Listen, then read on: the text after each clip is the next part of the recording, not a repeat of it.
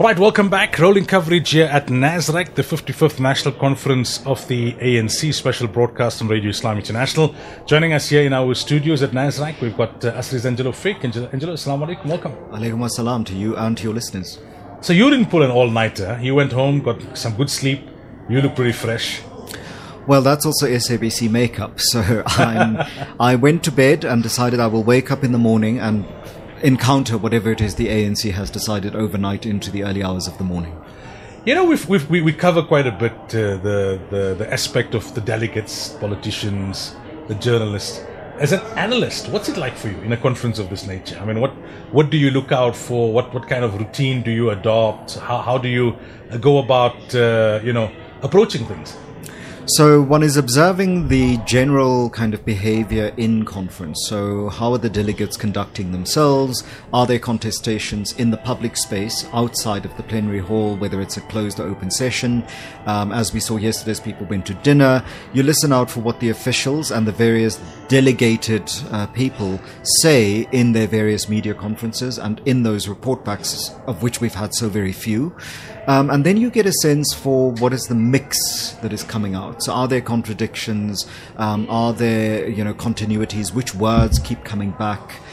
So if people keep mentioning discipline, you imagine this has to do with ill discipline on the other side. So you start looking at kind of doing a vaguely psychobiographical or vaguely psychoanalytical reading of what people are telling you. Are there words covering over things that are going wrong that you can see other symptoms of and make a deduction of how well conference is going? Any surprises? I mean, obviously, this conference is not something where the analysis just started at the time of conference. It's been going on for months. In terms of the trends and the predictions, any surprises thus far? What has surprised me is just the level of disorganization. So I would have expected some kind of contestation around accreditation and adopting the accreditation. What did surprise me was how the NEC and the top 6 officials, down to 4, on their way out, didn't anticipate the kinds of crises they would have. To delay the first day by 8 hours, that must have been embarrassing. To be unable to get on with the business and have, proper discussions of the policy documents and of the issues, that was a bit surprising. So to me, those are the surprises. The other surprise has been, of course, the great decline of Dr. Nkosazana Dlamini Zuma. That was for me a surprise. That to say you want to be nominated and you'll go when you're called, and then not to take the call, that was fascinating. Was it purely because she knew she didn't have the numbers? No, I suspect that there is a consolidation of support behind one candidate to make sure that they don't lose out by being divided and conquered, as people who had proposed themselves for positions in 2017 found themselves divided and conquered by arch manipulators and arch strategists. And Didi Mabuza remains somebody that I think people need to keep their eye out on. I'll come to Didi in a moment, but what's fascinated me is that we can see from the Zuma camp, if we assume that NDZ and JZ are in the same camp, that they want Ramaphosa out at all costs, this whole private prosecution thing, and that's been Zuma, JZ's campaign for the last couple of weeks.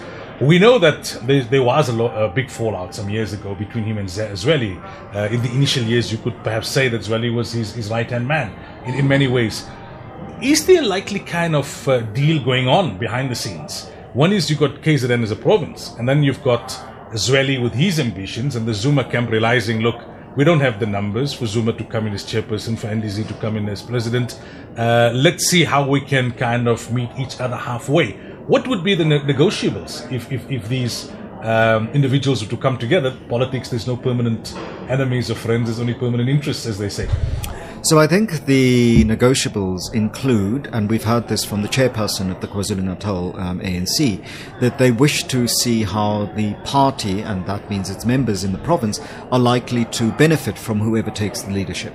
And that, of course, is patronage network stuff. And so here it is about, as the ANC's control over municipalities and provinces, and possibly in 2024, provinces and the national government slips, there will be fewer contracts available. So as municipalities slip away from the ANC's grasp, those contracts are going somewhere else. So the cadres who may wish to benefit from contracts now need to construct networks that they imagine are likely to reward them should they be elected into party leadership, and then through party leadership get elected back into, shall we say, government leadership. And that combination of government leadership and party leadership is what they have to gamble on. Do they back the right candidates at the party level to get them voted in by the 60 million people in South Africa and whatever the electorate composition of that is? Or do they choose somebody who they do not like but is likely to be able to deliver a victory in 2024 and somehow try and agitate for that person to then give them rewards for campaigning sometime in 2024? Now, you spoke about David Babuza. I see the piece by Grotes, I think, Stephen, saying, well, he was the kingmaker last time around. He's without a province, without the backing of a province, without a base, couldn't make it onto the nominations list in terms of branches nominations, declined last night. Again, the speculation is that he didn't have the numbers. Does he have any political power, or does he still have the ability to broker some sort of deal, exert some sort of influence in the background? One doesn't know, because people may operate via proxies. You don't have to be the person who is the king. You can be the forces behind the throne who manipulates the king into place. I mean, anybody who's watched, among other things, House of Cards, the original British version, will know that you can be somebody who manipulates rather than takes the place of power. And it's not entirely clear to me that Didi Mabuza is as dead in the water as people imagine, and it remains to be seen whether or not those strategies and tactics that he has and his processes result in something other than what people imagine should be the case. Let's not forget how the Women's League in 2017 was horribly disappointed, and the two other Premier League candidates, when he was the Premier League, found themselves, not as supported as they may have wanted to be.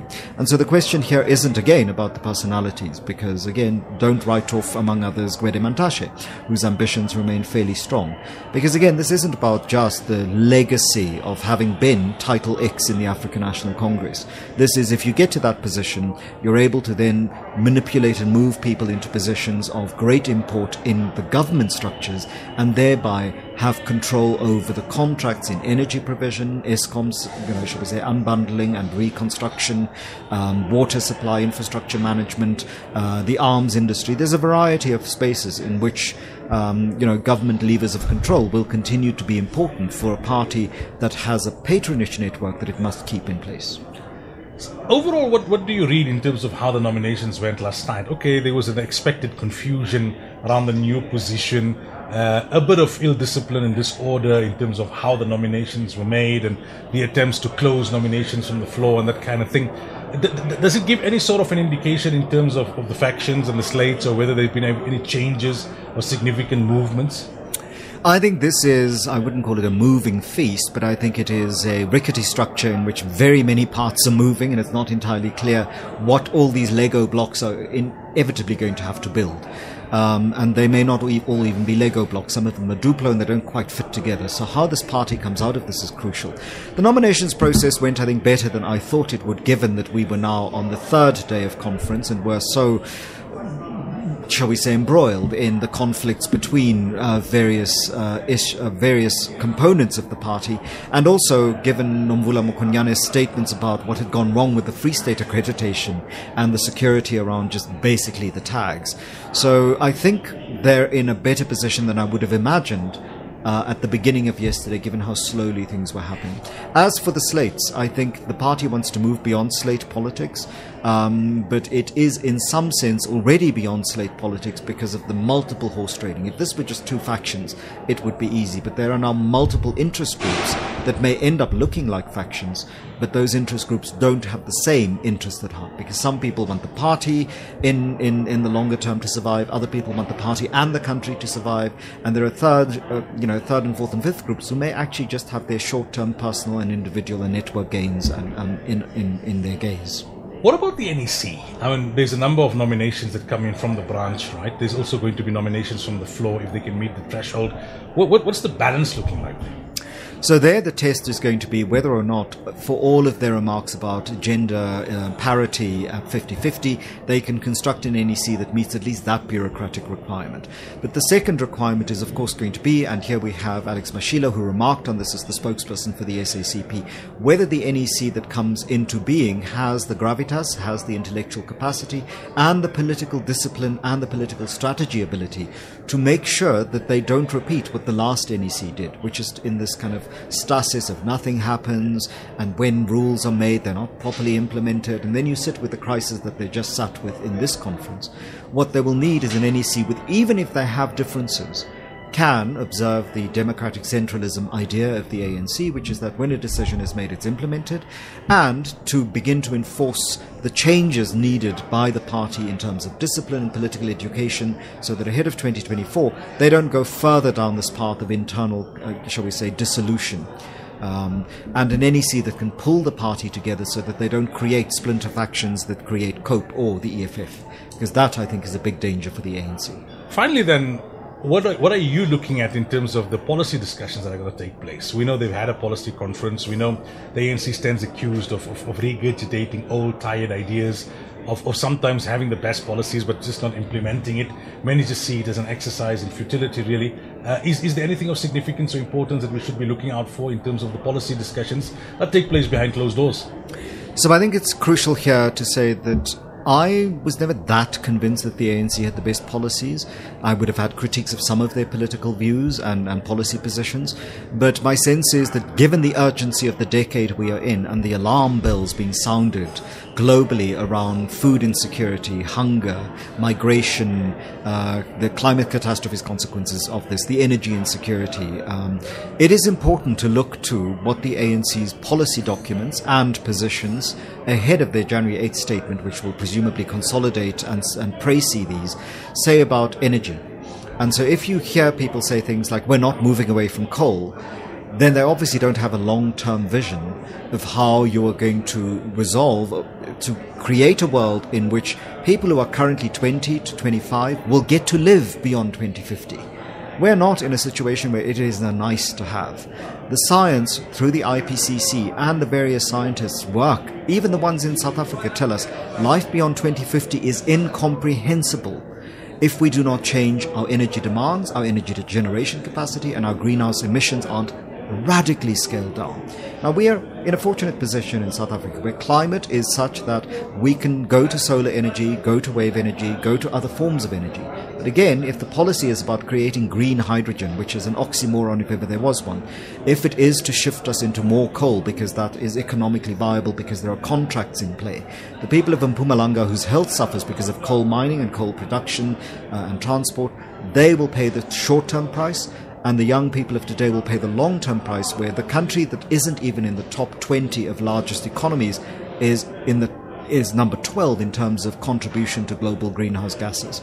So for me, it is about water, food, energy security, and how that will create life chances for the future, not just economic opportunities in the short term. Angelo, as always, shukran for your time. Jazakallah, thank you so much. Barakallah. Right, that was Asri's Angelo Fick.